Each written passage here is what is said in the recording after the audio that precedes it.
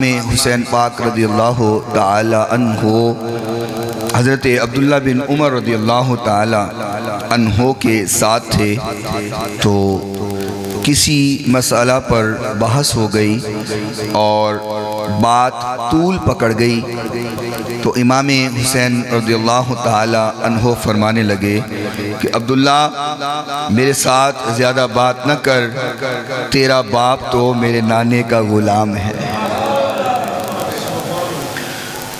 حضرت عبداللہ کو یہ بات تھوڑی سی ناگوار گزری، کیونکہ سیدنا عمر فاروق رضی اللہ تعالیٰ عنہ امیر المؤمنین تھے، خلیفۃ المسلمین تھے، تو دل میں خیال آیا کہ میرے باپ کے بارے میں یہ کیسا جملہ حسین نے بولا ہے۔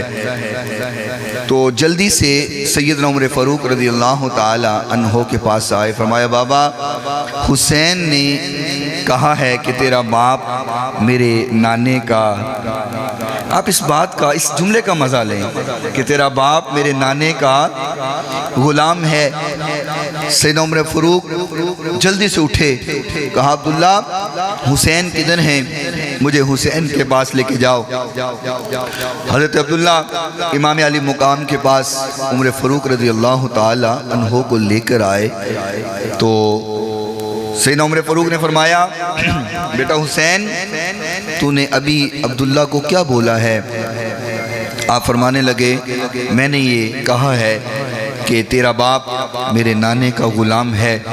آپ نے امام علی مقام کا ہاتھ پکڑا، روضہ رسول پر لے گئے اور کہا حسین جو وہاں کہا ہے یہاں بھی کہہ۔ امام علی مقام نے وہاں بھی کہا کہ عمر آپ میرے نانے کے غلام ہیں، تو قدموں میں گر گئے، فرمایا حسین جیسے یہاں کہا ہے کل بروز قیامت بھی کہہ دینا،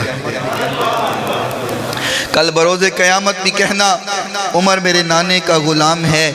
عمر کو اور کوئی نیکی نہیں چاہیے، بس حسین کی سند ہی کافی ہے کہ حسین کہہ دے کہ عمر میرے نانے کا غلام ہے،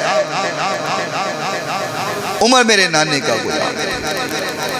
تو اس گھرانے کی نوکری یہ بڑی قسمت اور نصیبوں سے ملتی ہے، اور جنہوں نے کی ہے اللہ نے ان کو قیامت تک کے لیے بلند کر دیا ہے۔